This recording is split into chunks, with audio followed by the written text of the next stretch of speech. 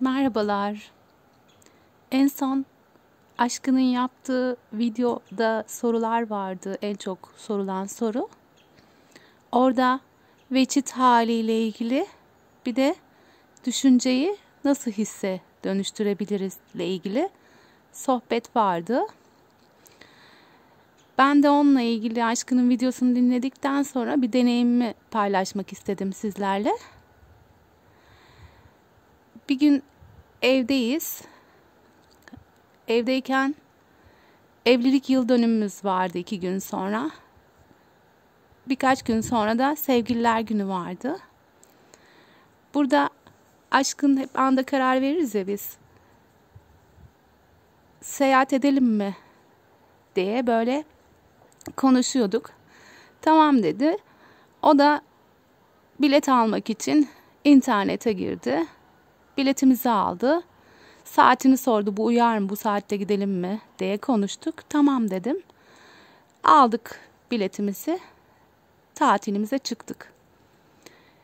Gittik tatilimize. Bir hafta tatilimizi yaptık. Çok keyifli, güzel bir yerdeydik. Şehre yakın bir otelde kaldık. Tatilimizi yaptık. Sonra yola çıktık. Dönüyoruz. Dönüş yolunda taksideyiz. Bu esnada da hava hem çok soğuk hem böyle sisli bir hava var, yağmurlu bir hava var. Ki orada çok yaşanan bir hava değilmiş yani. Küçük küçük de böyle karlar yağıyor.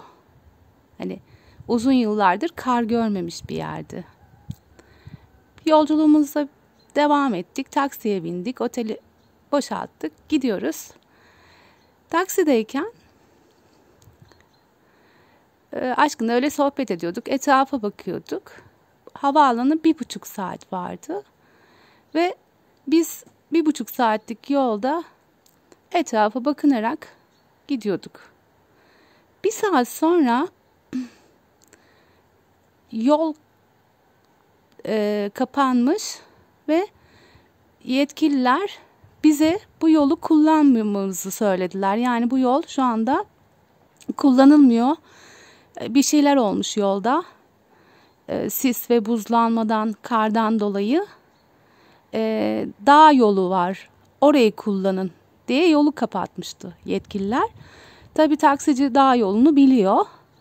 Yani bizim o gittiğimiz yerden diyelim ki artık 45 dakika kaldıysa havaalanına dağ yoluna girmemiz 1 saati alacak. Yolu uzatmış oluyoruz tabii. Taksici de biliyor olduğu için de biz de rahattık. Yolumuza devam ettik. Sonra havaalanına sorduğumuzda yarım saat kaldı dedi. Devam ettiğimiz yolculukta. Yol kenarında, dağ yolunda giderken böyle konaklar gördüm. Çok güzel böyle.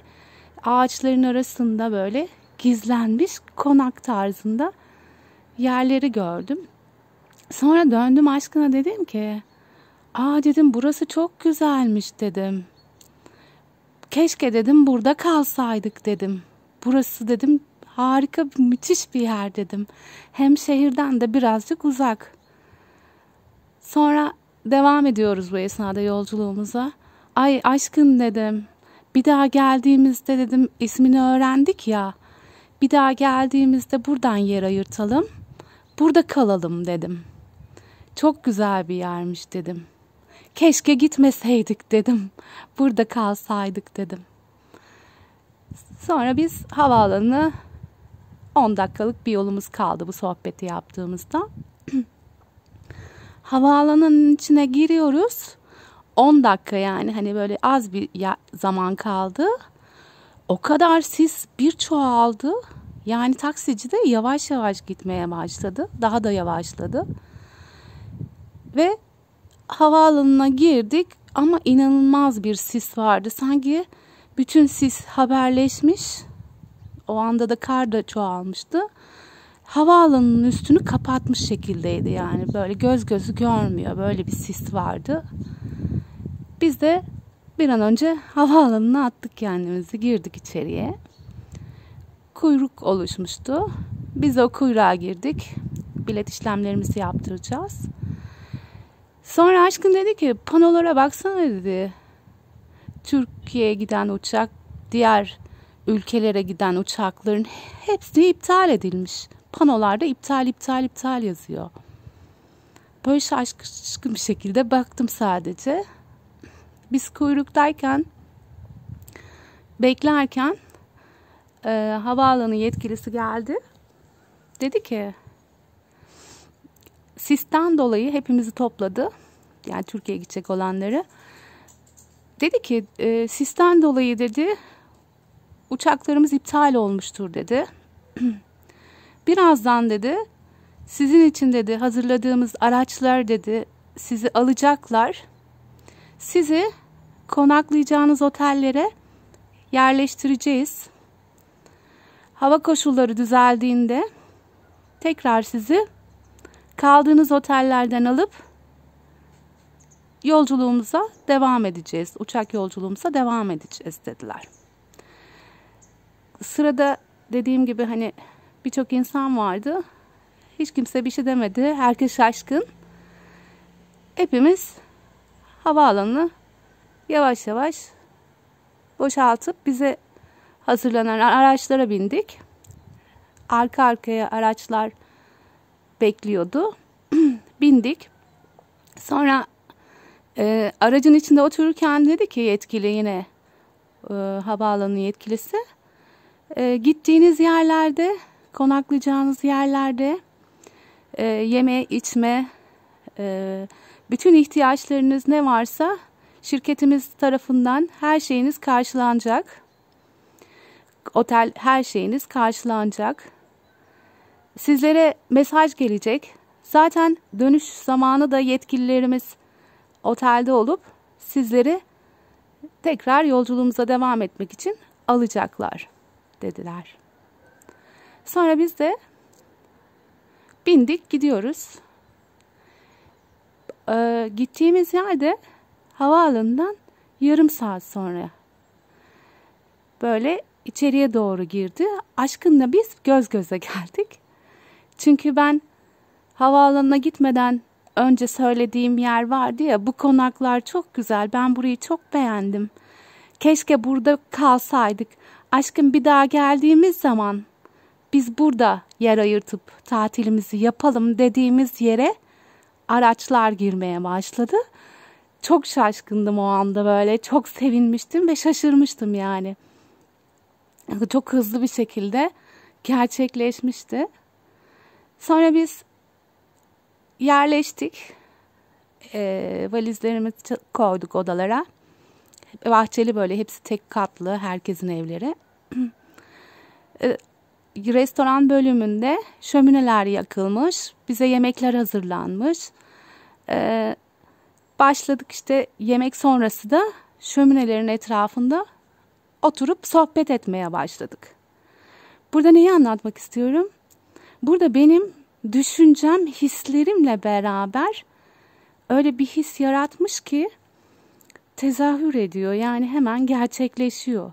Düşünce hisse dönüşüyor o anda. O anda çünkü hissetmiştim.